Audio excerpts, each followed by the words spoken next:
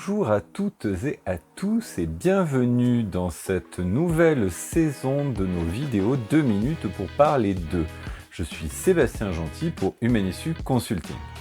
Cette saison, nous allons alterner des vidéos autour de la formation, du management et des neurosciences.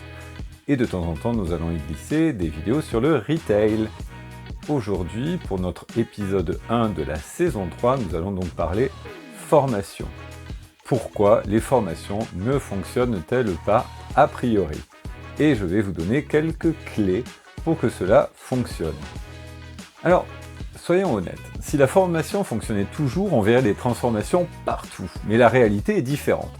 Combien d'entreprises investissent des milliers d'euros pour se rendre compte, quelques semaines plus tard, que rien n'a vraiment changé? Les comportements restent les mêmes, les performances stagnent et la frustration monte. Alors parlons un peu chiffres. Une étude menée par Training Industry en 2022 révèle que seulement 12% des salariés appliquent ce qu'ils ont appris un mois après une formation. Le baromètre Segos 2023 ajoute qu'un salarié sur deux estime que la dernière formation suivie a eu un impact très limité sur ses compétences.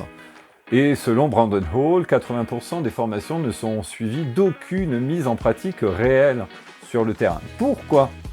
Parce que la formation est trop souvent pensée comme un événement isolé, non comme un processus d'apprentissage continu. On survole des concepts, on surcharge les contenus. On oublie que former des adultes, c'est pas former des enfants. Les neurosciences sont claires à ce sujet. Le cerveau retient uniquement ce qui est utile, émotionnellement marquant et pratiqué. Bref, pour que la formation ait un véritable impact, il ne suffit pas d'organiser des sessions. Il faut repenser tout le dispositif et voici comment. Premièrement, impliquer les managers avant, pendant et après la formation. La recherche montre que lorsque les managers s'impliquent, le taux d'application des nouvelles compétences double. Ce n'est pas moi qui le dis, c'est Harvard Business Review. Concrètement, avant la formation, le manager définit avec chaque collaborateur un objectif précis à atteindre. Par exemple, après cette formation, tu dois être capable, de gérer un entretien de recadrage en autonomie. Ok, très bien. Pendant, le manager encourage la participation, demande des retours à chaud, essaie de relier le contenu aux réalités du terrain.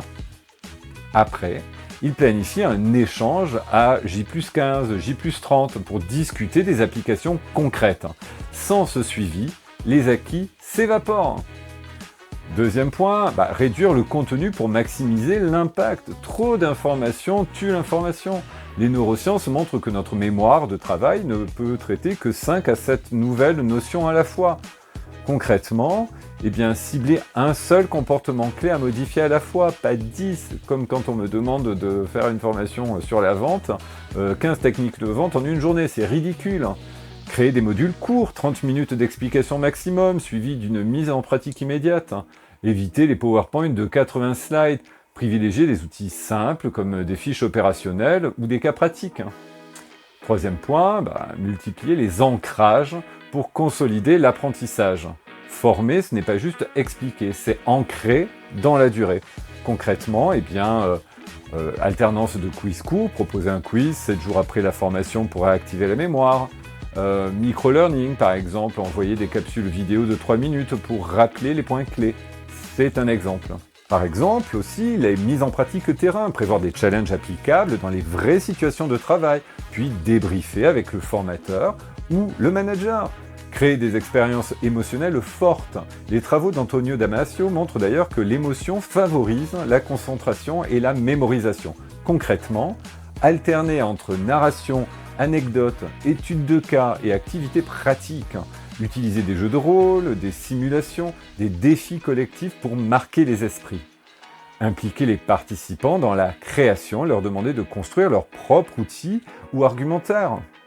Bref, la formation ne rate pas parce que le formateur est mauvais, ça peut arriver mais quand même, elle échoue quand elle reste déconnectée du terrain, du réel, de l'humain.